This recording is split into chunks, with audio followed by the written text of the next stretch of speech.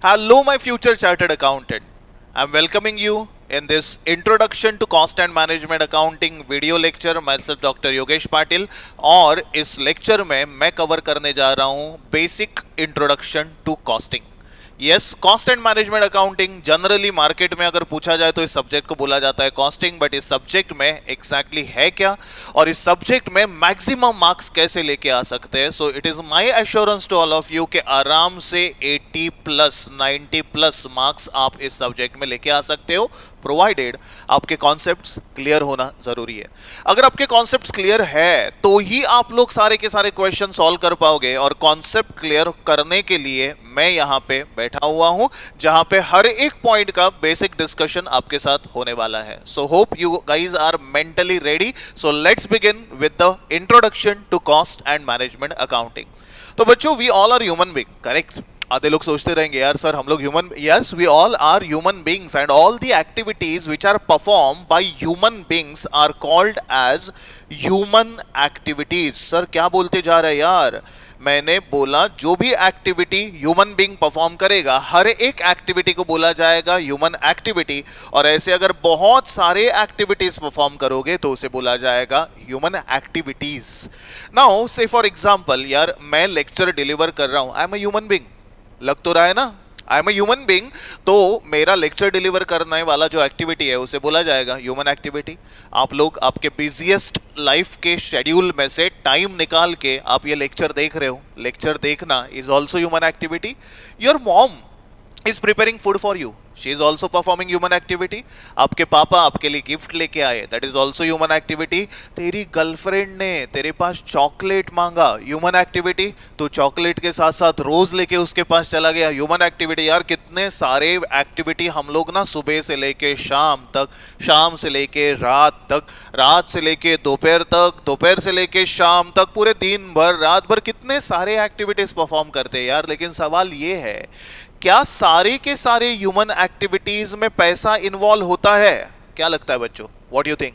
क्या सारे के सारे ह्यूमन एक्टिविटी में पैसे का एंगेजमेंट होता है? So answer is no, and no means no.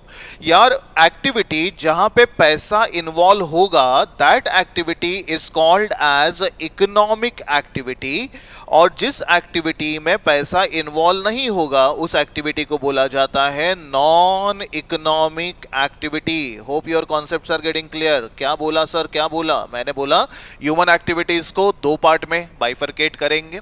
पहला पार्ट जहां पे पैसा इन्वॉल्व होगा, मतलब I am talking about financial activity, they are also called as monetary activity.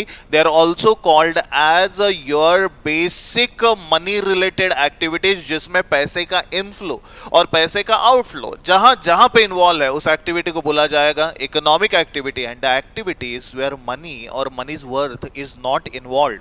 Sir मतलब जिस एक्टिविटी में पैसा नहीं है ऐसा कौन सा एक्टिविटी होता है और हम लोग क्यों परफॉर्म करते हैं? तो यार सिंपल रीजन है, activities which are perform due to love. याद करो, लव बोलते ही तुम्हारे दिमाग में कोई तो आ रहा है, उसे थोड़ा साइड में रखो, नहीं तो करियर में थोड़ी सी बाधाएं आ सकती है. लव का प्योर एग्जाम्पल है your mom's love toward you.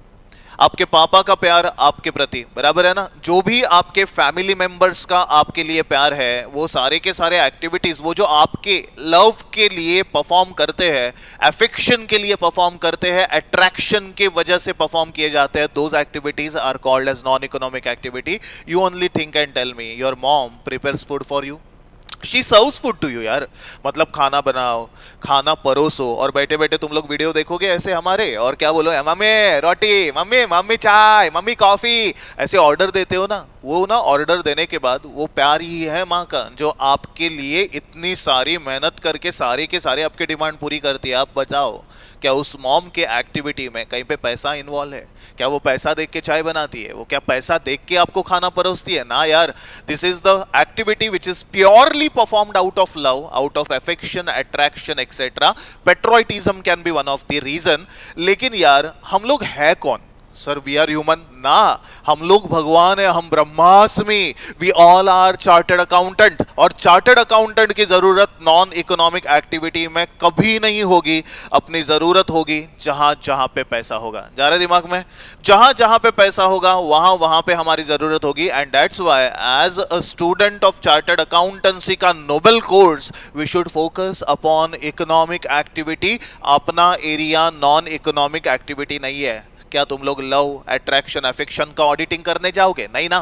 तो अपनी जरूरत कहां पे होगी यार? जहां जहां पे पैसा होगा वहां वहां पे एरर होंगे, जहां जहां पे पैसा होगा वहां वहां पे फ्रॉड होगा, जहां जहां पे पैसा होगा वहां वहां पे ट्रू एंड फेयर व्यू आपको ढूंढना पड़ेगा स्टेटमेंट का। और इसीलिए हमारा फोकस होना चाहिए सिर्फ और सिर्फ इकोनॉमिक एक्टिविटी पे।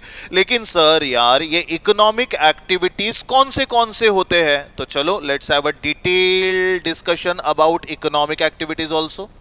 The activities where money or money's worth is involved is called as economic activity, and economic activities are divided in three parts, जिसमें से पहला part is employment, second part is profession and third part is business। Sir क्या बोलते जा रहा है? मैंने बोला first part is employment, second part is profession and third part is business. Sir employment क्या होता है? Very basic discussion.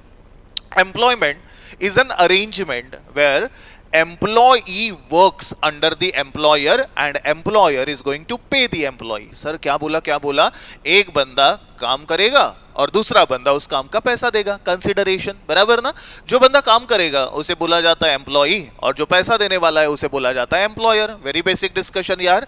जिस सिटी से मैं बिलोंग करता हूं, आई बिलोंग्स टू मुंबई, और ये मुंबई का क्राउड जो है ना 90% मुंबई कर, बच्चे क्या बोला? 90% मुंबई कर एक ही एक्टिविटी परफॉर्म करते हैं और उसे ना जनरल लैंग्वेज में बोला जाता है जॉब। मैं जॉब कर रहा हूं, मैं जॉब। और जॉब को ही टेक्निकल लैंग्वेज में क्या बोला जाएगा पता है? जॉब को ही टेक्निकल लैंग्वेज में बोला जाएगा एम्प्लॉयमेंट। तो एम्प्लॉयमेंट में जो बंदा काम करेगा सर उसका नाम क्या बताया था आपने? एम्प्लॉई। और जो बंदा पैसा देगा सर उसका नाम क्या बताया था आपने? एम्प्लॉयर। एम्प्लॉयर एम्प्लॉई को मंथली बेसिस पे जो मॉनिटरी रिवॉर्ड देगा, that monetary reward is called as salary. लेकिन सर मैं तो डेली बेसिस पे काम करके कमाना चाहता हूं, मैं तो वीकली बेसिस पे काम करके कमाना चाहता हूं, सर मैं तो आर्ली बेसिस पे काम करके कमाना चाहता हूं। तो आर्ली या डेली बेसिस पे जो पैसा तुझे मिलेगा उसे जनरल लैंग्वेज में बोला जाता है वेजेस। समझ रहा है पक्का? धीरे धीरे करके हम लोग अकाउंटिंग की तरफ जा रहे हैं यार। याद करो 11th standard, 12th standard, wages, trading account debit side, salary, P and L account debit side. वो भी क्या दिन थे यार, मस्त वाले, मजे मजे में फाइनल अकाउंट अपन बनाते थे। लेकिन यहाँ पे आ चुका है एक नया प्राणी, नया सब्जेक्ट जिसका नाम है कॉस्टिंग, और अभी तक हम कॉस्टिंग तक पहुंचे ही नहीं है। What is the definition of costing, what is the meaning of costing, ये सब कुछ डिस्कस होना बाकी है। We started with basic human activities, and human activities को बच्चे अपन ने कितने पार्ट में डिवाइड किया? दोन। पहला कौन सा? Economic activity. दूसरा कौन सा? Non economic activity. अरे बराबर है, समझ में आ रहा है, सब लोगों को समझ में आ रहा है। पैसे से रिलेटेड एक्टिविटी को क्या बोला जाएगा? इकोनॉमिक। पैसे से रिलेटेड नहीं है तो उसे बोला जाएगा नॉन इकोनॉमिक। तुम लोग ना वीडियो के साथ इंटरेक्शन करना, ऐसे समझो कि तुम्हारा भाई तुम्हारे सामने बैठा हुआ है। बोलो मेरे साथ, economic activities are related to money और not related to money. Sir economic activity पैसे से रिलेटेड है, और जो पैसे से रिलेटेड नहीं रहेगा उसे बोला जाएगा नॉन इकोनॉमिक एक्टिविटी। भाई अपनी जरूरत, चार्टर्ड अकाउंटेंट्स की जरूरत नॉन इकोनॉमिक एक्टिविटी में होगी कि इकोनॉमिक? देखो तुम्हारे दिमाग में आंसर ऐसे घूमने लगा है। यस, अपनी जरूरत कहां पे है बच्चों? सोचो, इकोनॉमिक एक्टिविटी। तो हम लोगों ने इकोनॉमिक एक्टिविटी पे फोकस किया, and we bifurcated economic activity in 3 part. पहला वाला पार्ट था एम्प्लॉयमेंट, दूसरा वाला पार्ट है प्रोफेशन, तीसरा वाला पार्ट है आपका बिजनेस। लेकिन इसके पहले हम लोग थोड़ा सा डिस्कशन ऑलरेडी कर चुके थे। चलो फटाफट आइडेंटिफाई करो। The person who works is called as a worker, और एम्प्लॉयमेंट में रहेगा तो उसे बोला जाएगा एम्प्लॉय, बराबर है ना। और इनको पैसा देने वाला जो बिजनेस का ओनर होगा, कंपनी का मालिक होगा, उसे बोला जाएगा employer. And monetary consideration, monetary reward which is involve in the employment is called as salary. और अगर आप लोग वर्कर हो या डेली बेसिस पे पैसा कमाते हो तो उसे बोला जाएगा वेजेस। चलो शुरू करते हैं अगला discussion.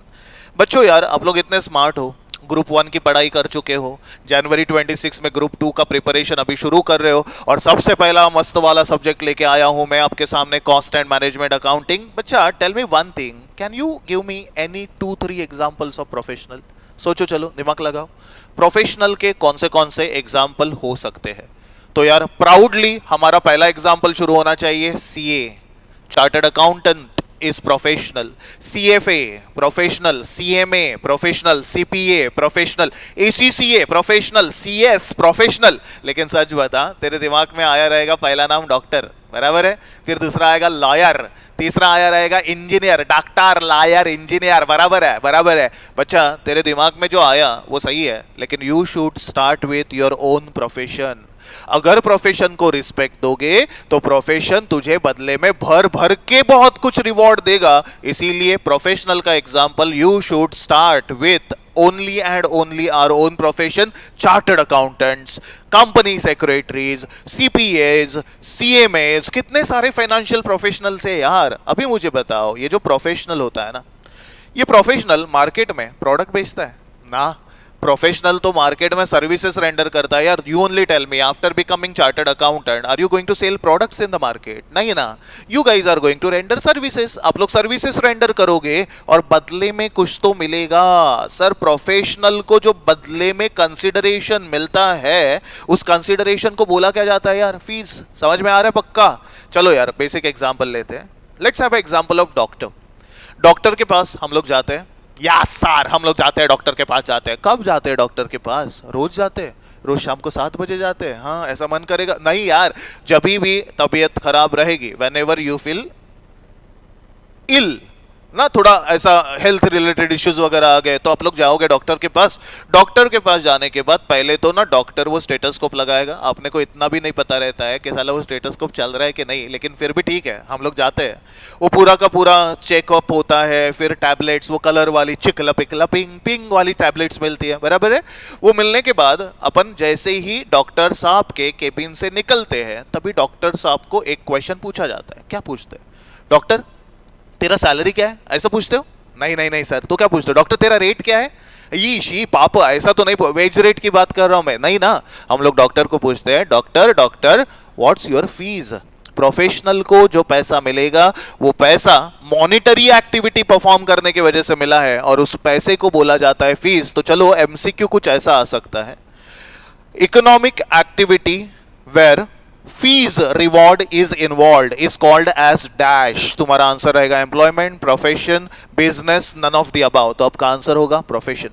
The economic activity where salary और wages reward is involve is called as dash. तुम्हारा आंसर होगा एम्प्लॉयमेंट। तो ऐसे छोटे छोटे पॉइंट के ऊपर ना कोई भी कॉन्सेप्ट का आपका एमसीक्यू आ सकता है, और 30 मार्क के मल्टीपल चॉइस क्वेश्चन आपके पेपर में रहेंगे। वो कैसे सॉल्व करने हैं, उसमें क्या क्या आएगा, ये जानने के लिए देखेंगे अगला एपिसोड। लेकिन let's continue with this episode, जहां पे हमारा गाड़ी पहुंच चुका है प्रोफेशन पे, और प्रोफेशन के बाद आएगा बिजनेस। और बिजनेस परफॉर्म करने वाले के दिमाग में एक ही भूत सवार रहता है, उसे एक ही चीज चाहिए होती है, और वो है प्रॉफिट। यार सवाल ये है कि सर ये प्रॉफिट ढूंढा कैसे जाता है यार? Sir how to calculate the profit? Profit ढूंढने के लिए सिंपली हम लोग एक इक्वेशन फॉलो करते हैं, दैट इज सेल्स। सेल्स में से यू डिड अ कॉस्ट, और सेल्स में से कॉस्ट माइनस करने के बाद आपके पास जो बैलेंस बचेगा, वो बैलेंस अगर पॉजिटिव रहेगा तो प्रॉफिट, अगर बैलेंस नेगेटिव रहेगा तो loss. Very simple and sorted discussion. Human activities, 2 parts, economic, non-economic. Non-economic is none of our business. We should focus upon economic. Economic activities are divided in 3 parts. So यार पहला वाला कौन सा था? Employment. दूसरा वाला कौन सा था? Business के profession, और तीसरा वाला आया business. चलो फटाफट ये तुम्हारी आंखों के सामने से हट गया। बताओ employment में क्या मिलेगा, क्या रिवॉर्ड मिलेगा? सैलरी। प्रोफेशन तुझे क्या देगा? फीस। और बिजनेस वाले को एक ही चीज की बहुत ज्यादा जरूरत होती है, और वो है प्रॉफिट। सवाल ये है कि प्रॉफिट कैसे ढूंढा जाता है? प्रॉफिट ढूंढने का इक्वेशन सॉर्टेड है, it is sales minus cost is equal to profit. मतलब प्रॉफिट ढूंढने के पहले तुझे एक चीज एसर्टेन करनी पड़ेगी, एक चीज फाइंड आउट करनी पड़ेगी, और वो चीज है कॉस्ट तो कॉस्ट ढूंढने का जो टेक्निक है, अर्ज है, सुनो हाँ जरा ठीक से, कॉस्ट ढूंढने का जो टेक्निक है उस टेक्निक को ही बोला जाता है costing. And here is the bloody definition of your subject. O my God sir, तो सब्जेक्ट पे पहुंच गया। हाँ, आप लोगों के कॉस्टिंग का जो सब्जेक्ट है उसकी एक डेफिनेशन है। डेफिनेशन बोलता है costing is an important technique. क्या बोला? Costing is an important technique. Sir किस चीज का टेक्निक है ये? Of calculating the cost. Costing is an important technique of calculating the cost. चलो बोलो मेरे साथ, costing is an important technique. जो नहीं बोल रहे उसको अटेम्प्ट लगेगा, पहले ही बोल रहा हूं, बोलो, वीडियो देख रहे हो तो सामने बोलना पड़ेगा। Costing is an important technique, बोलो costing is an important technique of calculating the cost. Sir किस चीज का कॉस्ट हमें कैलकुलेट करना है? In this subject we are going to calculate the cost of a product as well as cost of a service. Sir, come again. फिर से बोलो sir, costing is an important technique of calculating the cost of a product and service. हमें इस पूरे subject में करना क्या है इसके डेफिनेशन को पढ़ के पता चलेगा। So costing is an important technique of calculating the cost. Sir किसका cost of a product as well as service? आज के लेक्चर में हम लोग सर्विस की बात नहीं करेंगे। So in today's lecture we are going to talk about only and only product related cost. Sir इस प्रोडक्ट के पूरे कॉस्ट को हम लोग क्या बोलते हैं? प्रोडक्ट का पूरा कॉस्ट, संपूर्ण cost of the product is called as TC.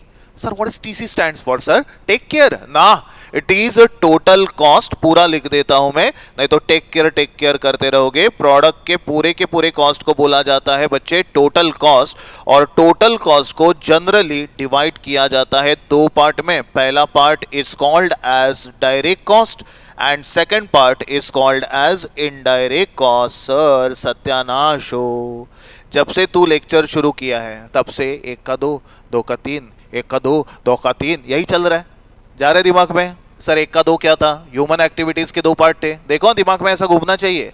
मतलब I can give you assurance कि आज का लेक्चर खत्म होने के बाद तेरे दिमाग में यही चीजें घूमती रहेगी। पहला चीज, ह्यूमन एक्टिविटी का पहला पार्ट जो पैसे से जुड़ा हुआ है उसको क्या बोला जाएगा? Economic activity.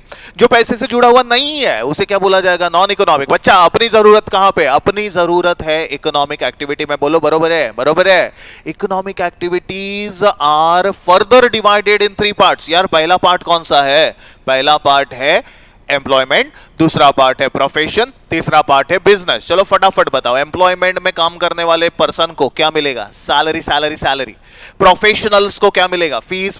बिजनेसमैन को क्या चाहिए? प्रॉफिट कैसे ढूंढा जाता है? Sales minus cost is equal to profit. तो प्रॉफिट ढूंढने से पहले एक चीज पहले एसर्टेन करनी पड़ेगी, एक चीज पहले फाइंड आउट करनी पड़ेगी, और वो है कॉस्ट। और कॉस्ट ढूंढने के टेक्निक को ही क्या बोला जाता है यार? कॉस्टिंग। तो डेफिनेशन दिमाग में डाल दो, costing is an important technique of calculating the cost of a product as well as service. और आज के लेक्चर में हम लोग सिर्फ और सिर्फ किसके कॉस्ट की बात कर रहे हैं बच्चे? प्रोडक्ट के कॉस्ट को सर क्या बोला जाता है? प्रोडक्ट के कॉस्ट को बोला जाता है total cost. And total cost of the product is divided into basic part, जिसमें से पहला पार्ट है डायरेक्ट कॉस्ट और दूसरा पार्ट है इनडायरेक्ट कॉस्ट। अभी सवाल यह है कि यार सर सब कुछ तो सही जा रहा है, लेकिन ये डायरेक्ट कॉस्ट और इनडायरेक्ट कॉस्ट होता क्या है? ये जानने के लिए देखिए यही एपिसोड। पहले तो let's begin with direct cost. बच्चों समझो, in Indian education system, sir क्या बोला? In Indian education system there is a scam. Sir कौन सा स्कैम है? डेफिनेशन नाम का एक स्कैम है, पता है तुम लोग को? डेफिनेशन सुना है? आप लोगों को एक फनीएस्ट डेफिनेशन याद दिलाने की कोशिश कर रहा हूं। आप लोग जब फाउंडेशन कर रहे थे या इवन 12th स्टैंडर्ड पढ़ रहे थे तभी ना प्राइवेट कंपनी का एक डेफिनेशन आपने पढ़ा था। देखो मैं प्राइवेट कंपनी का डेफिनेशन बोलते हैं ना, ऐसे तुम्हारे चेहरे पे हंसी आ जाएगी। मतलब हमें पता है कैसे कैसे लेवल पे अपना कटा है, बराबर है। डेफिनेशन क्या था पता है बच्चे? Private company is a company which is not a public company and public company is a company which is not a private company. मतलब ऐसा कुछ तो लिख के भी लोग पढ़ाते थे यार। पब्लिक कंपनी का डेफिनेशन था विच इज नॉट प्राइवेट, और प्राइवेट अपन डिफाइन करते थे विच इज नॉट पब्लिक। मतलब यार ये क्या बात हो गई? इसका मतलब कोई भी राह चलता उठेगा और डेफिनेशन लिखेगा, और होता है। So many people, so many authors उनके अपने अपने डेफिनेशन बनाते हैं। अपने बुक में साला 4-5 रहता है यार। एक ऐसा बड़ा सा डेफिनेशन रहेगा शुरू में, फिर इसका छोटा सा रहेगा, फिर एक बड़ा पैराग्राफ वाला डेफिनेशन आएगा, एक 2 लाइन वाला रहेगा। और अपना ब्रेन जो है वो फीफो मेथड फॉलो करता है। फर्स्ट इन फर्स्ट आउट, पहला ग्रुप पढ़ लिया, दूसरा ग्रुप चालू होने के बाद पहला ग्रुप चला जाएगा, बराबर है। तो ना होता क्या है कि एग्जाम में हम लोग वो डेफिनेशन याद रखते हैं जो सबसे छोटा है, छोटा छोटा डेफिनेशन। यार सपना देखना अच्छी बात है, छोटा छोटा डेफिनेशन याद रखना भी अच्छी बात है। तो अब ना छोटा छोटा डेफिनेशन याद रखते हैं, और छोटे छोटे डेफिनेशन से मुझे ये याद आया कि यार मार्केट में कॉस्टिंग का बुक लिखने वाले तो बहुत सारे ऑथर्स हैं, पढ़ाने वाले भी तो बहुत लोग हैं यार, बराबर, लेकिन गारंटी देने वाला मार्क्स की ना बहुत कम पाया जाता है। समझो जरा ठीक से। अभी ना ऑथर्स की अगर बात करूं तो कॉस्टिंग का बुक लिखने वाले बहुत अच्छे अच्छे लाइक रिनाउंड, इतना जाने पहचाने, मतलब मार्केट में जिनका नाम है, ऐसे ऑथर्स के बुक अगर मार्केट में देखोगे, ढूंढोगे तो मिलेंगे। बुक्स लिखे हैं ऑथर्स लाइक प्रसन्न चंद्रन, और एक ऑथर का नाम है M.Y. Khan and Jain, Chaudhary and Chopde, Ainapure, right no, ये अलग अलग ऑथर है। Vipul publication, Sheth publication, Manan publication, आप लोगों ने शायद से सुना रहेगा, okay, Himalaya publication and all. अभी मैग्रो हिल एंड, जाने दो, कुछ नहीं बोला, जाने दो। अभी आधे लोग टेंशन में क्या रहेंगे पता है, साला इसका लेक्चर अटेंड किया और ज्वाइन किया तो ये सही कहीं पे एक बुक वगैरह खरीदने को तो नहीं बोलेगा मार्केट में से ना। तुम्हें कुछ खरीदने की जरूरत नहीं, कुछ करने की जरूरत नहीं है। तेरे भाई ने यहाँ वहां से पूरा का पूरा ना पूरा इंफॉर्मेशन गैदर करके कंपाइल करके रखा है, जो तुम लोगों को लेक्चर में मिल जाएगा। ओके, कंटेंट इंपॉर्टेंट है, कॉन्सेप्ट क्लैरिटी इंपॉर्टेंट है, समझो। तो सबसे पहला बुक जो मैंने ओपन किया उसमें डायरेक्ट कॉस्ट की एक डेफिनेशन लिखी हुई थी। सर वो डेफिनेशन क्या थी, जो मुझे आज तक याद है, क्यों पता है, क्योंकि वो सबसे छोटी सी और सबसे वाहियात डेफिनेशन थी। डायरेक्ट कॉस्ट को डिफाइन किया था, direct cost is direct in nature. Wow, मैं तो खुश हो गया, मैं तो इंप्रेस हो गया। इसने क्या बोला था पता है, direct cost is direct in nature. मैंने बोला अबे टकले, यार डायरेक्ट कॉस्ट डायरेक्ट ही रहेगा ना, वो थोड़ी ना इनवर्स रहेगा। लेकिन सवाल ये है कि यार डायरेक्ट इन नेचर का मतलब क्या है। मैंने वो बुक बंद कर दिया लिटरली।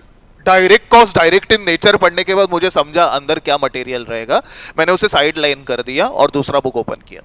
दूसरा बुक ओपन करने के बाद मुझे उसमें एक लॉजिकल डेफिनेशन मिला। सर ये लॉजिकल डेफिनेशन क्या था, हमें भी बताओ, चलो सुनना है, बताओ, चलो बोल देता हूं। सेकंड पॉइंट में डिफाइन किया था, सेकंड बुक में डिफाइन किया था, direct cost is directly related. Sir क्या क्या क्या क्या, direct cost is directly related, sir, directly related to what? Related to the quantity of production.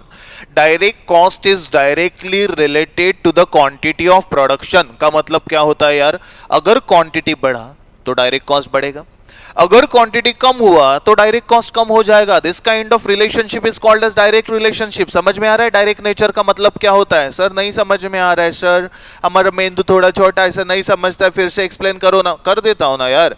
एक यूनिट बनाने के लिए अगर 100 रुपया लगता है, क्या बोला, एक यूनिट बनाने के लिए 100 रुपया लगता है, तो can you tell me 10 units बनाने के लिए कितना रुपया लगेगा? सर कैलसी पे क्रॉस मल्टीप्लिकेशन करते हैं सर, क्रॉस मल्टीप्लिकेशन करने के बाद तेरे कैलसी पे आ जाएगा 1000। Very simple, very common thing यार, इजीली आइडेंटिफाई हो सकता है। एक यूनिट का 100, 2 यूनिट का 200, 3 यूनिट का 300, 4 यूनिट का 400, 5 यूनिट का 500। सर ये क्या हो रहा है? क्वांटिटी बढ़ रहा है, डायरेक्ट कॉस्ट बढ़ रहा है। क्वांटिटी कम हो रहा है, डायरेक्ट कॉस्ट कम हो रहा है। Quantity increases, direct cost increases. Quantity reduces, direct cost reduces. This kind of relationship is called as direct relationship, it is called as direct nature. So direct cost is direct in nature, it is directly related to the quantity of a product. Product के quantity से ये जुड़ा हुआ है, समझ रहे हो पक्का?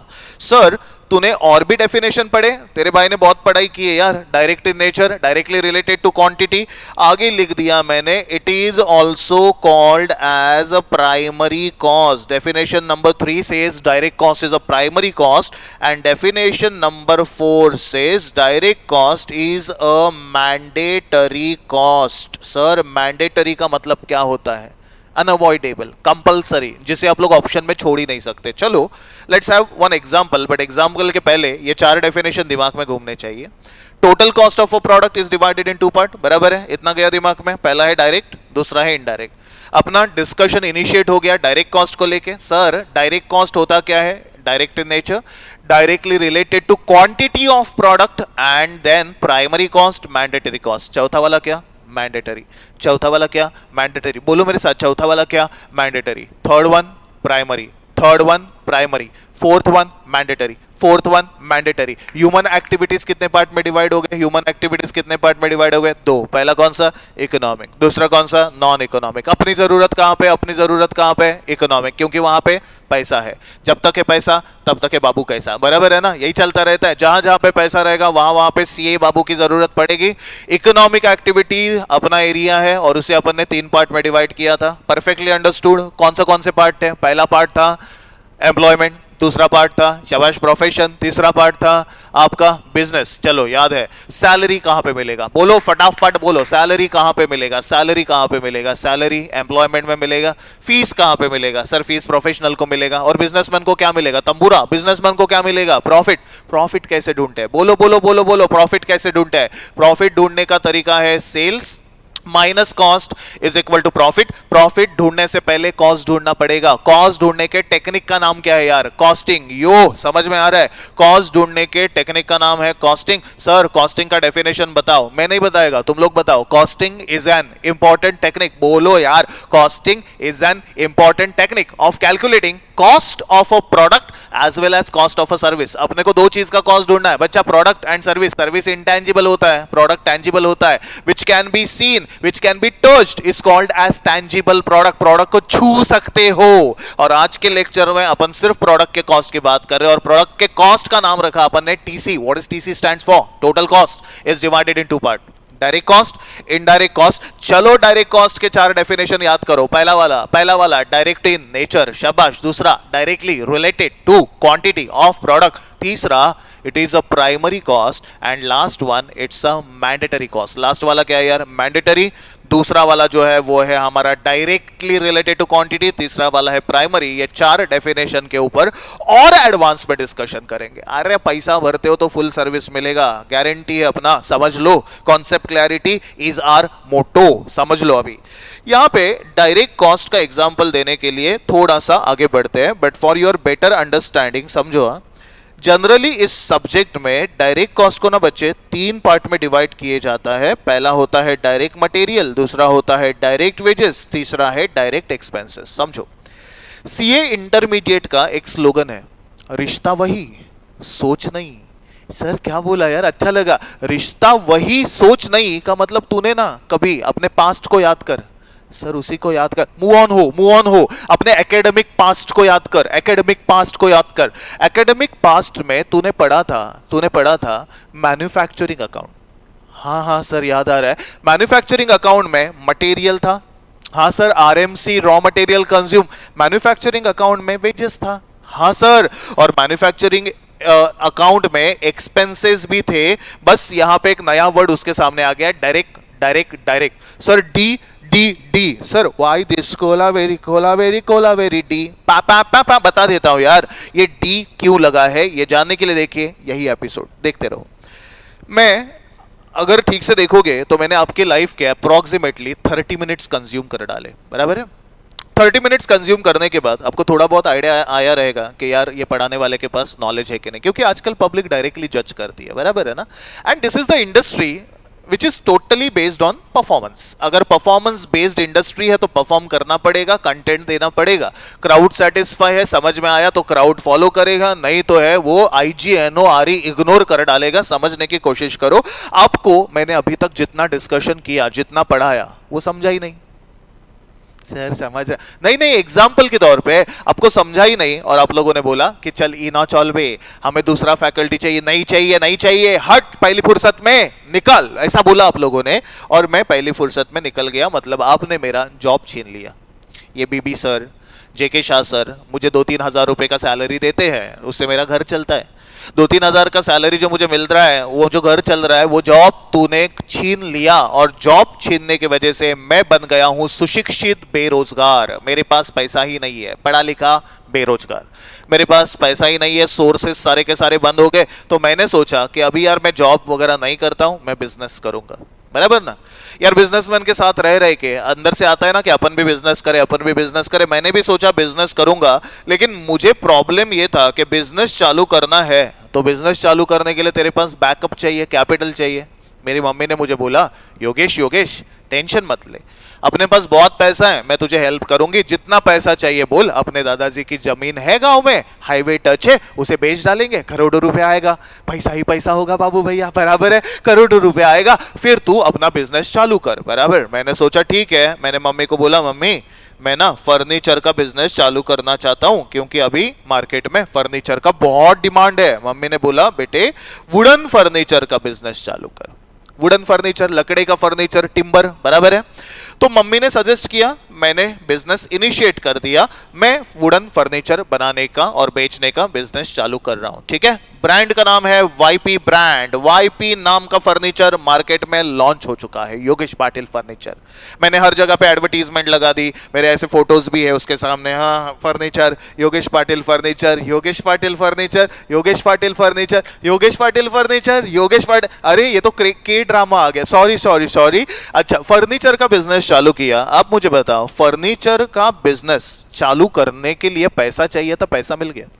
If I want to start with a manufacturing, मुझे एक ऑर्डर आया चेयर बनाने का, एक ऑर्डर आया बेड बनाने का, एक ऑर्डर आया वार्डरोब बनाने का। सर क्या बोल रहे हो सर, कुर्सी कुर्सी, कपाट कपाट, वार्डरोब, बराबर, वो सब कुछ बनाने का मेरे को ऑर्डर आया। आप मुझे बताओ आप ही बताओ कि बेड बनाने के लिए या वार्डरोब बनाने के लिए सबसे पहले मुझे मार्केट से क्या खरीदना पड़ेगा? कौन सा फर्नीचर बन रहा है? Wooden furniture.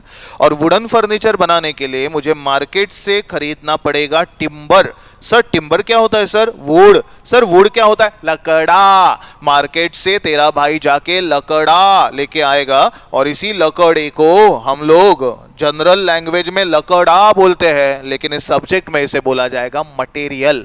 Sir but why material के सामने direct word is there? Logically समझो, मैं अगर एक फर्नीचर का यूनिट बनाता हूं और एक फर्नीचर का यूनिट बनाने के लिए अगर 5,000 रुपए का मटेरियल लगता है, अर्ज है, क्या बोला? अगर मैं एक यूनिट फर्नीचर का बनाता हूं और 5,000 रुपए का मटेरियल लगता है, तो आप ही मुझे बताओ 10 यूनिट्स बनाने के लिए क्या मटेरियल का खर्चा 5,000 ही होगा? नहीं ना यार, मटेरियल का खर्चा मल्टीपल में बढ़ेगा, क्योंकि जितने यूनिट्स बढ़ेंगे उतना कॉस्ट बढ़ेगा। ओ माय गॉड सर क्या बोल रहा है? आपके मटेरियल का कॉस्ट जो है क्वांटिटी के साथ बढ़ता है, क्वांटिटी कम हो गई, मटेरियल का कॉस्ट कम होता है। यार सर ये रिलेशनशिप क्या कहलाता है? ये रिश्ता क्या कहलाता है? ये रिश्ता बोलता है ये डायरेक्टली रिलेटेड है। सर किससे डायरेक्टली रिलेटेड है? क्वांटिटी से। तो यार पहला डेफिनेशन क्या था? Direct in nature. दूसरा डेफिनेशन क्या था? Directly related to quantity. Definitions are getting fulfilled, definitions are getting fulfilled. आप लोग मुझे बता दो बच्चे, इस मटेरियल की जरूरत कब पड़ेगी? मटेरियल की जरूरत प्रोडक्शन होने के बाद होगी कि प्राइमरी स्टेज पे होगी? यार रिक्वायरमेंट प्राइमरी स्टेज पे है, और प्राइमरी स्टेज पे जो चीज लगती है that is called as primary element of cost. अरे हाँ यार सर, तीसरा डेफिनेशन ऐसा ही था, प्राइमरी कॉस्ट। और आप ही सोचो, क्या मटेरियल के बिना फर्नीचर बन सकता है? फर्नीचर बनाने के लिए यार तेरे पास फैक्ट्री होगा, वर्कर रहेंगे, लेकिन मटेरियल अगर नहीं रहेगा तो you won't be able to produce a furniture boss. That means material का cost is not at all optional cost, it's a mandatory cost for all of you. नहीं समझ रहा है? नहीं समझ रहा है? पक्का जा रहा है दिमाग में क्या बोल रहा हूं? The cost which is compulsory is called as mandatory. जो पहले स्टेज में लगेगा उसे बोला जाता है प्राइमरी, और जो क्वांटिटी के साथ फ्लक्चुएट होगा वो बोला जाएगा आपका direct in nature, directly related to quantity वाला कॉस्ट। पक्का कॉन्सेप्ट क्लियर हो रहा है? छोटे छोटे पॉइंट है, कंफ्यूजन नहीं होना चाहिए। चलो, तो मैं मार्केट में गया, टिम्बर मार्ट, और मैं मटेरियल लेके आया, गोडाउन में रखा, मटेरियल लेके आया, गोडाउन में रखा, मटेरियल लेके आया, गोडाउन में रखा, मटेरियल लेके आया, गोडाउन में रखा। ओ गोडाउन तो भर गई, बराबर है, गोडाउन भर गया। गोडाउन भरने के बाद आप मुझे बताओ, ये गोडाउन में मटेरियल रखा है वो अपने आप फर्नीचर में कन्वर्ट होएगा? हाँ, मैं ऐसा गोडाउन का दरवाजा खोलूंगा और बोलूंगा आ, तो मटेरियल कन्वर्ट हो जाएगा? नहीं ना। ये हरकतें जो है ना रिलेशनशिप में करते हो ना, आ बाबू ने थाना था या अच्छा अच्छा पोपो, तो लो समझ लो, मटेरियल खुद से कन्वर्ट नहीं होता। उसे कन्वर्ट करने के लिए उसके ऊपर काम करने वाले वर्कर की जरूरत होती है, और वर्कर जो है वो जो है ना वर्कर, फर्नीचर के लिए काम करने वाला worker is called as carpenter. Carpenter सुना है? कारपेंटर कारपेंटर को लेके आएंगे हम लोग और कारपेंटर फोकट में काम नहीं करेगा, तो सर कारपेंटर को पैसा देना पड़ेगा, ऑब्वियसली कारपेंटर को भी पैसा देना पड़ेगा और इस पैसे को हम बोलेंगे direct wages. Carpenter is a worker and worker, carpenter समझते हो, कारपेंटर, हाँ कारपेंटर आएगा उसे पैसा देना पड़ेगा। उसे मैंने बोला कारपेंटर, कारपेंटर तेरा रेट बता। कारपेंटर ने बोला कि सर एक फर्नीचर का यूनिट बनाने का हम 2000 रुपया लेते हैं। मैंने बोला अगर तेरे से 4 यूनिट्स बनवाऊं तो? वो बोलता है सर पढ़ाई लिखाई की है ना, मैं एक यूनिट का 2000 लेता हूं, तो 4 यूनिट का कितना? मैंने बोला अच्छा वैसे क्या, 4 यूनिट का 8000 देना पड़ेगा। कारपेंटर को मिलने वाला पैसा वेजेस है, बराबर है। क्वांटिटी बढ़ रहा है, वेजेस बढ़ रहा है, क्वांटिटी कम हो रहा है, वेजेस कम हो रहा है, तो wages is directly related to the quantity and that's why it is called as direct wages. समझ में आ रहा है डी का मतलब क्या है यार?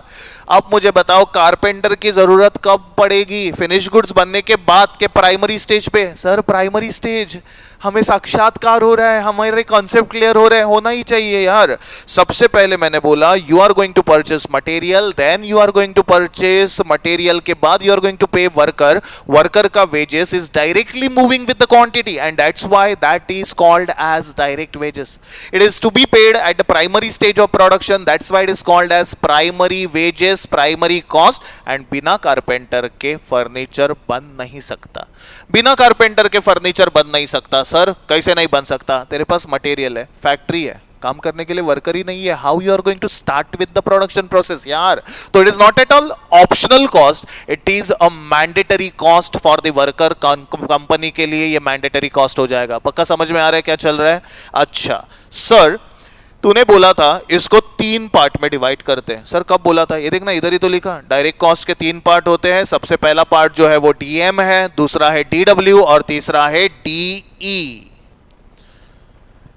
हमेशा जब ये डायरेक्ट एक्सपेंसेस की बात आती है ना बच्चों, तभी हमेशा बच्चे सोचते रहते हैं यार ये डायरेक्ट एक्सपेंस एग्जैक्टली होता क्या है। So let's have one example.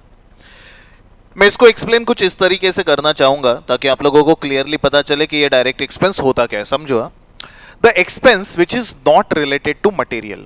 अर्ज है क्या बोला? The expense which is not related to material, expense which is not related to worker.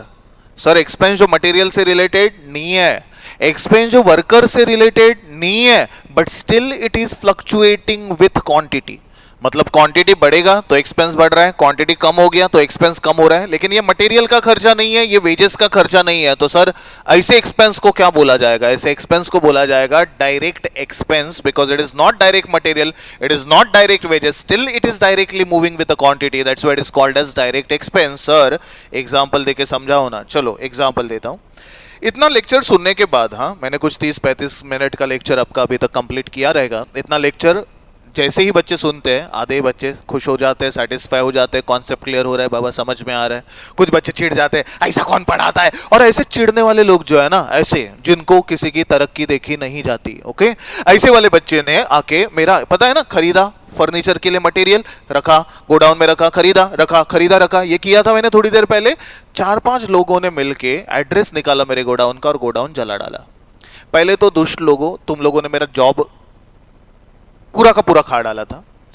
मेरी कंप्लेंट कर दी, मैंने वो जॉब क्विट कर दिया, समझता नहीं है तुम लोग को, इसीलिए मैंने जॉब छोड़ दिया। और जॉब छोड़ने के बाद मैं बिजनेस कर रहा था, इज्जत से बिजनेस कर रहा था ना। कुछ लोगों ने आके यार मेरा गोडाउन जला डाला। अभी फर्नीचर का बिजनेस भी मेरा बर्बाद हो गया, मैं तो बर्बाद हो गई, मैं तो लुट गई यार, मैं क्या करूं यार।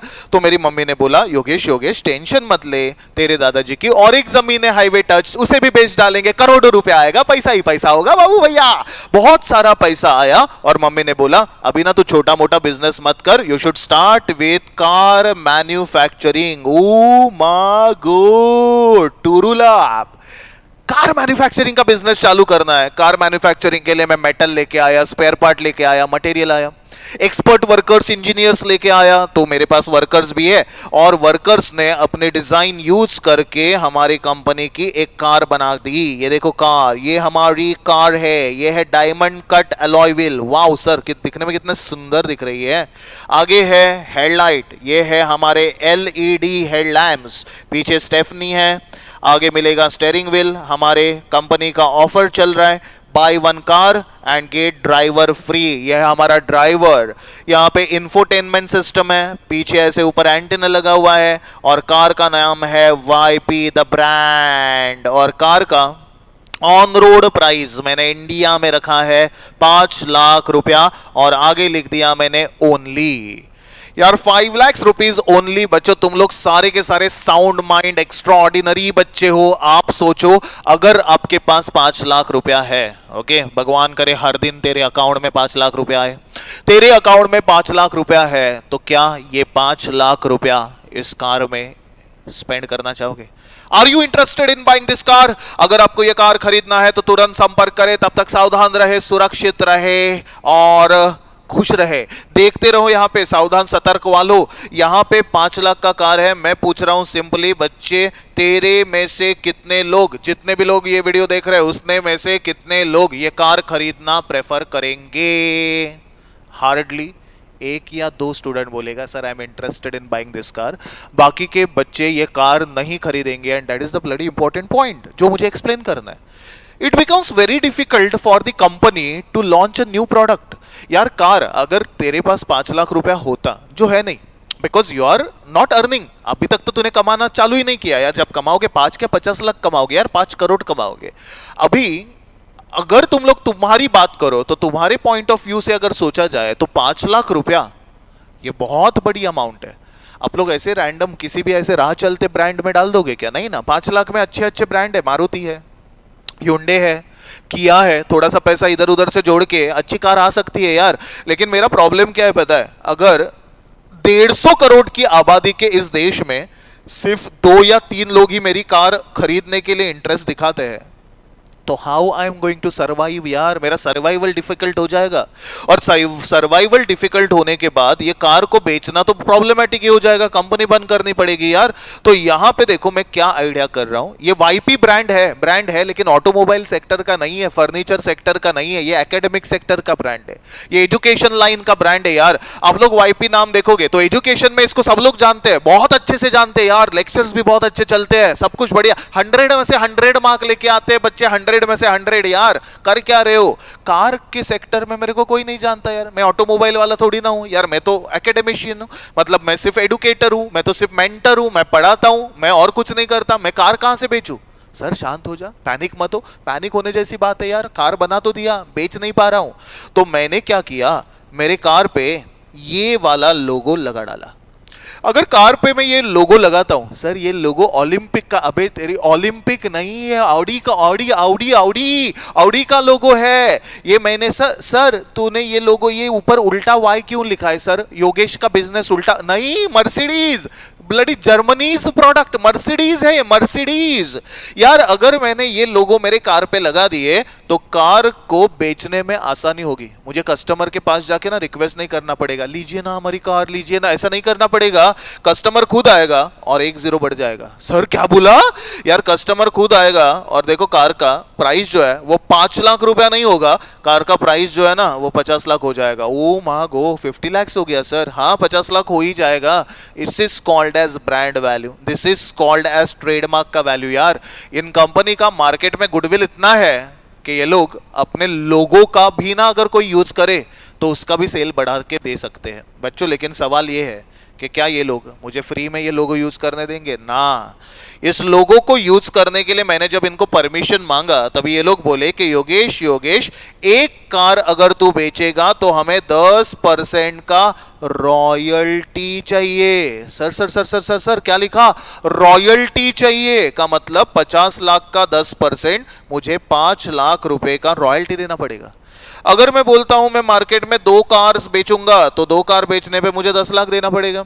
मैं मार्केट में अगर बेचता हूं टोटल 3 कार या 4 कार्स बेचने के बाद मेरे को 20 लाख रुपया देना पड़ेगा यार। 20 लाख रुपए। समझ में आ रहा है मैं क्या बोल रहा हूं? क्वांटिटी बढ़ेगा, रॉयल्टी बढ़ेगा।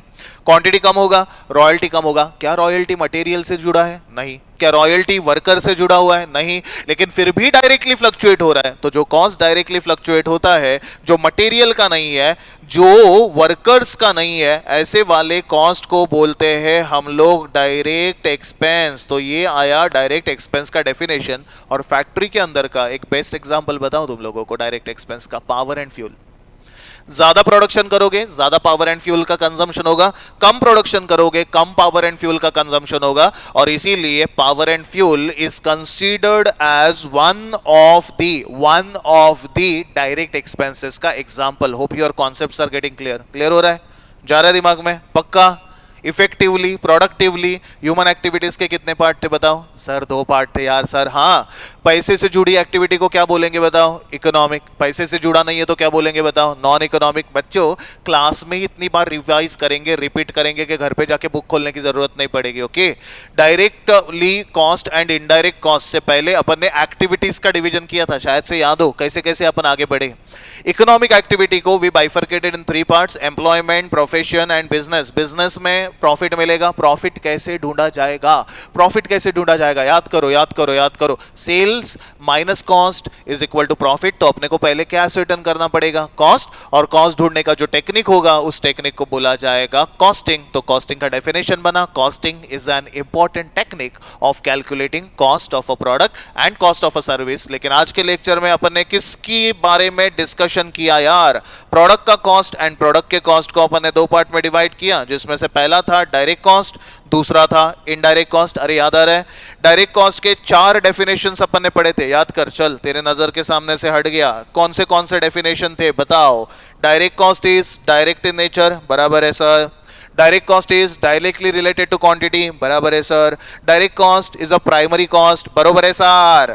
And direct cost is a mandatory cost, बरोबर है सर। डायरेक्ट कॉस्ट में हम लोगों ने 3 नाम पढ़े। पहला था डायरेक्ट मटेरियल, दूसरा था डायरेक्ट वेजेस और तीसरा आया डायरेक्ट एक्सपेंसेस। ये बराबर है ना?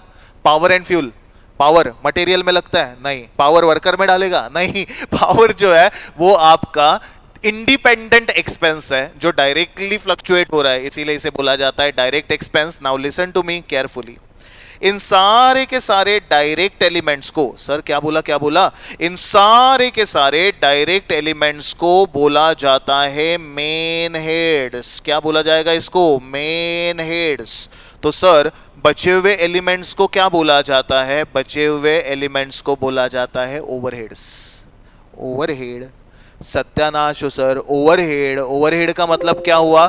Other than main head. क्या बोला क्या बोला क्या बोला? Other than main heads, remaining heads are called as overhead and overheads are nothing but secondary cost element. Sir sir sir sir पहला क्या था? प्राइमरी। तो दूसरा वाला जो है सेकेंडरी। पहले वाले को बोला जाएगा मेन हेड, तो अदर देन मेन हेड को बोला जाता है ओवरहेड। एंड ओवरहेड में और भी खर्चे आएंगे। सोचो हाँ लॉजिकली, मेरे पास मटेरियल है, मेरे पास वर्कर्स है, मेरे पास डिजाइन्स वगैरह सब कुछ अवेलेबल है, पावर फ्यूल सब कुछ अवेलेबल है। मैं प्रोडक्शन स्टार्ट कर सकता हूं, लेकिन प्रोडक्शन स्टार्ट करने के लिए जगह चाहिए। जगह, प्रोडक्शन के जगह को बोला जाता है फैक्ट्री।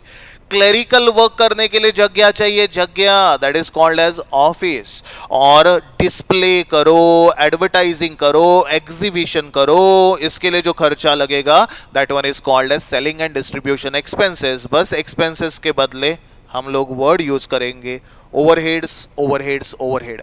जो खर्चा फैक्ट्री में किया that one is called as factory overhead. जो खर्चा ऑफिस से रिलेटेड है उसे बोला जाएगा ऑफिस एंड एडमिनिस्ट्रेशन ओवरहेड। और जो खर्चा सेल्स के लिए किया, डिस्ट्रीब्यूशन के लिए किया, प्रोडक्ट बेचने के लिए किया, उसे बोला जाएगा सेलिंग एंड डिस्ट्रीब्यूशन ओवरहेड। तो आओ बच्चों खेलते हैं रैपिड फायर राउंड। और इस रैपिड फायर राउंड में मैं आपको कुछ एक्सपेंसेस के नाम पूछूंगा और आपको उस एक्सपेंसेस को 3 पार्ट में डिवाइड करना है। एक तो एक्सपेंस होगा ऑफिस का, या होगा सेलिंग का, या होगा फैक्ट्री का। तो चलो फटाफट फटाफट खेलना शुरू करते हैं रैपिड फायर राउंड। तो चलो बताओ। से फॉर एग्जाम्पल एग्जाम में कुछ ऐसा आया है, advertising. Think and answer. Advertising, where you guys are going to record. Advertising is a sales promotion technique. It is to be considered as selling and distribution overhead. समझ में आ रहा है पक्का? क्वेश्चन में लिखा है depreciation on plant and machinery. Depreciation on plant and machinery. Plant and machinery कहां पे यूज होता है? Factory, so it will go to factory overhead. Repairs of office building. Repairs of office building कहां पे जाएगा? Office and administration. Travelling expenses of salesman, किसका travelling expenses है? Salesman, तो that will go under selling and distribution. Question में लिखा है travelling expenses of office peon. Office के प्यून का ट्रैवलिंग एक्सपेंस है, कहां पे ट्रांसफर करना पड़ेगा? Office and administration. परफेक्ट। इसके आगे लिखा हुआ है क्वेश्चन में, suppose repairs of factory equipment. किसका रिपेयरिंग कॉस्ट है ये? Factory equipment. And factory equipment का रिपेयरिंग कॉस्ट आपको रिकॉर्ड करना पड़ेगा फैक्ट्री ओवरहेड में। पक्का दिमाग में क्लियरली जा रहा है क्या चल रहा है? पक्का, मेरी कसम, श्योर। आगे बढ़ेंगे। Next one is exhibition charges. Exhibition charges is selling and distribution overhead. शाबाश, देखो क्लिक हो रहा है तुम लोगों को। Next one is trade fair expenses. Trade fair expenses. Trade fair का ही मतलब होता है exhibition, and trade fair expenses are selling and distribution overhead. बराबर है। आगे लिखा है factory supervisor salary. Where you are going to record this? Factory supervisor salary. Factory supervisor salary will go to factory sir. Depreciation on office furniture will go to office and administration. Depreciation on delivery van will go to selling and distribution. पक्का समझ में आ रहा है? तो यार अभी तक अपन ने इतना पढ़ा कि सारे के सारे कॉस्ट को अपन दो पार्ट में डिवाइड करेंगे। पहला वाला पार्ट होगा डायरेक्ट कॉस्ट और दूसरा वाला पार्ट होगा indirect cost. Now please listen to me carefully.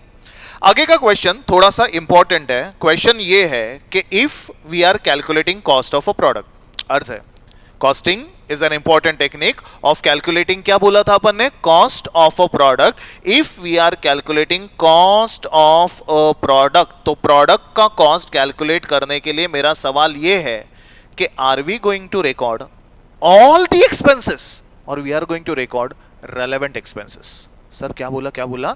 While calculating cost of a product, product का कॉस्ट कंप्यूट करते वक्त क्या हम सारे के सारे पर्सनल वगैरह सारे के सारे एक्सपेंसेस कंसीडर करेंगे कि सिर्फ और सिर्फ रेलेवेंट एक्सपेंसेस कंसीडर करेंगे?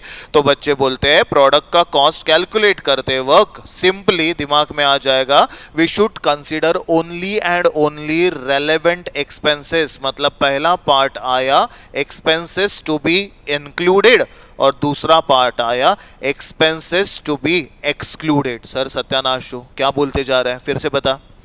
बच्चे प्रोडक्ट के कॉस्ट में हमें सिर्फ प्रोडक्ट से रिलेटेड खर्चा कंसीडर करना है ना, सारे के सारे थोड़ी ना खर्चे कंसीडर करेंगे। तो सर प्रोडक्ट के कॉस्ट में क्या क्या कंसीडर होगा यार? प्रोडक्ट के कॉस्ट में बच्चे दो ही तो चीजें कंसीडर होगी जो प्रोडक्ट से रिलेटेड है। पहला है डायरेक्ट कॉस्ट और दूसरा है indirect cost. When I say direct cost I mean we should consider direct material, direct wages and direct expenses, all three. And when I say indirect cost, तो indirect costs का मतलब होता है factory overhead, administration overhead and selling overhead हमें consider करने पड़ेंगे। इन सब के अलावा, अर्ज है क्या बोला? इन सब के अलावा कोई भी खर्चा हम लोग प्रोडक्ट के कॉस्ट में कंसीडर नहीं करेंगे। सर इनके अलावा और क्या खर्चा होता है? से for example When I was producing a furniture, मेरा कारपेंटर जब फर्नीचर प्रोड्यूस कर रहा था वो ऐसे काट रहा था और मैं देख रहा था। किसी का कटते वक्त देखने को बहुत बड़ा मजा आता है, बहुत सुकून मिलता है, बराबर है? तो कारपेंटर वो लकड़ा काट रहा था, फर्नीचर बना रहा था, मैं देख रहा था, मतलब I was performing supervision. Done. All of sudden I got call from my girlfriend. सच्ची में यार ये बोलते ही थे किधर कॉल आ गया, बट ये कस्टमर केयर का है, ठीक है। लेकिन ऐसा एक गर्लफ्रेंड का मेरे कॉल आया और गर्लफ्रेंड का कॉल आने के बाद वो बोली कि योगेश बाबू क्या कर ले हो, मैं तो तुम्हें मिस कर। ये लोग रिलेशनशिप में बोबड़े क्यों हो जाते, तोतले क्यों होते समझता नहीं, लेकिन फॉरगेट अबाउट दैट। उसने मुझे बोला एग्जाम्पल पे फोकस करो, ये सारी घटनाएं काल्पनिक है, इनका वास्तविकता से कोई संबंध नहीं है, ठीक है। पहले ही मैंने डिस्क्लेमर दे दिया। मुझे गर्लफ्रेंड का कॉल आया और मेरी गर्लफ्रेंड मुझे बोली Yogesh I am missing you so much. मैंने बोला सेम ईयर, बोलने में क्या जाता है, बराबर, मैं तो काम कर रहा हूँ। I am missing you so much, मैंने बोला सेम ईयर। और बोलती है कि मुझे गिफ्ट चाहिए था, मैंने बोला हैं गिफ्ट चाहिए, किस चीज का गिफ्ट चाहिए? वो बोलते गिफ्ट देने के लिए थोड़ी ना किसी ओकेजन की जरूरत है, इतना अच्छा मौसम है, बारिश है, बादल है। मैंने बोला अरे मैं गिफ्ट क्यों दूं? बोलते दीजिए ना गिफ्ट यार, अभी अभी बहुत जल्दी अपना कुछ एनिवर्सरी भी आएगा, हमारा अभी बर्थडे भी आ रहा है, फिर ना चिल्ड्रंस डे भी ना, सॉरी वैलेंटाइंस डे भी आ रहा है। ऐसा ना उसने ना ब्लैकमेल करना चालू कर दिया। मैंने बोला ठीक है गिफ्ट देता हूँ, तुझे गिफ्ट में क्या चाहिए? उसने बोला मुझे गिफ्ट में चाहिए iPhone 16 Pro Max। O my God, हमारी गर्लफ्रेंड है तो बड़े बड़े चोचले चल रहे हैं, हमारे पास मांगती क्या है? iPhone 16 Pro Max। 16 Pro Max चाहिए? मेरे बाबू को 16 Pro Max चाहिए? वो बोली दिलवा दो ना बेबी, मेरे लिए इतना नहीं करोगे? मैंने बोला एक मिनट, और मैंने फटाक से अमेजोन पे चेक किया इसका प्राइस क्या था। तो वहां पे ना ऐसा मॉनसून ऑफर वगैरह चल रहा है, 1,35,900 ओनली ऑफ 128 GB स्टोरेज। ऐसा वाला एक फोन मेरे को दिखा। सर तेरे को प्राइस बायट है? देख अभी अभी अभी जब भी तू अभी वीडियो देखेगा फटाक से गो टू अमेजोन, अमेजोन पे जाके चेक कर, यही प्राइस रहेगा। और कमेंट में बताओ मेरे को, इस वीडियो के कमेंट में बताओ यही प्राइस है क्या। देखो this is called as current affairs का अवेयरनेस। ये प्राइस पे मेरे को ये फोन मिल रहा है तो मैंने ये फोन खरीदा। देखो यार गर्लफ्रेंड गिफ्ट मांगती है तो देना चाहिए ना, देना तो चाहिए ना। मैंने ये गिफ्ट दे दिया। हाँ अप्रोक्सीमेटली 1.5 लाख रुपए का खर्चा कर दिया यार मैंने, 1.5 लाख रुपए का खर्चा कर दिया। का मतलब होता है ये एक्सपेंस है, ये कॉस्ट है, but is it relevant cost और इट इज इररेलेवेंट कॉस्ट? यार आप ही बताओ, गिफ्ट वगैरह जो है वो इंक्लूड होना चाहिए कि एक्सक्लूड होना चाहिए? यार गिफ्ट हमेशा एक्सक्लूड होना चाहिए, प्रोवाइडेड अगर गिफ्ट आपका पर्सनल गिफ्ट है। समझो आईसीआई तुम्हारे साथ कैसे खेलेगा?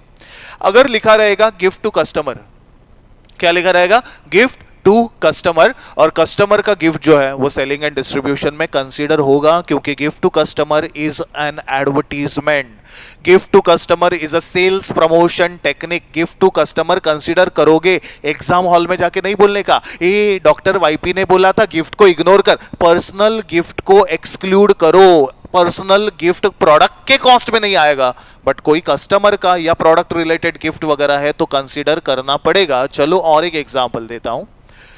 अभी 2 साल पहले की बात है, शायद आपने कहीं पढ़ा रहेगा, सुना रहेगा, ऑस्ट्रेलिया के जंगल में आग लगी थी, शायद से पता रहेगा। ऑस्ट्रेलिया के जंगल में आग लगी थी और ना उस आग से बहुत ज्यादा नुकसान हुआ था ऑस्ट्रेलिया में। तो ना मैं हुआ क्या कि मेरे सोसाइटी के लोग मेरे पास आए, 2 साल पहले की बात है। सोसाइटी के लोग मेरे पास आ गए और बोलते योगेश डोनेशन देना। मैंने बोला क्यों, मैं क्यों डोनेशन दूं? बोलता है वो ऑस्ट्रेलिया में आग लगी। बोले मैं रहता इधर है पनवेल में, ओके पनवेल में मैं रहता है, आग लगी ऑस्ट्रेलिया में और तू मेरे पास डोनेशन मांग रहा है। मैंने पूछा तेरा कंगारू जला क्या रे उधर? हाँ मैं क्यों डोनेशन दे दूं तेरे को? बोलता है डोंट बी इनह्यूमन, शुक्र मना भगवान जी ने तुझे देने की लेन में खड़ा किया है, लेने वालों के इमोशनली लेने लगे यार मेरी।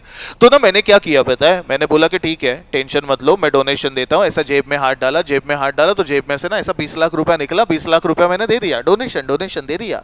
मैं सोचता नहीं हूं, डोनेशन दे दिया। डोनेशन का मतलब होता है चैरिटी, और चैरिटी को हिंदी में बोलते हैं, डोनेशन को हिंदी में बोलते हैं चंदा। ए चंदा नॉट रिलेटेड टू धंधा, चंदा इज नॉट रिलेटेड टू धंधा, क्योंकि हमारा चंदा देना इज नॉट अ धंधा, हमारा धंधा प्रोडक्शन करना है, फर्नीचर बनाना है, कारें बनाना है। यार अगर कार बनाने के लिए डोनेशन लगा होता, कार से रिलेटेड होता तो कंसीडर करते थे, अगर फर्नीचर का पैसा होता तो कंसीडर करते थे। साला जंगल बिंगल में आग लग गई ना। मुंबई में सार्वजनिक गणेशोत्सव, पुणे में सार्वजनिक गणेशोत्सव वगैरह होते हैं यार, गणपति का, नवरात्रि का जो भी डोनेशन वगैरह किया जाएगा, should I include that in the product का कॉस्ट? यार इलॉजिकल हो जाएगा। तो आपको आईसीएआई भर भर के एक्सपेंसेस देगा, जिसमें से आपको चुन चुन के सिर्फ और सिर्फ 6 एलिमेंट्स कंसीडर करने हैं। Direct material, direct wages, direct expenses, factory overhead, admin overhead and selling overhead. इनके अलावा अर्ज है कि इनके अलावा और कोई भी खर्चा जो इररिलेवेंट है, जो प्रोडक्ट से रिलेटेड नहीं है, वो प्रोडक्ट के कॉस्ट में कैलकुलेट नहीं होगा।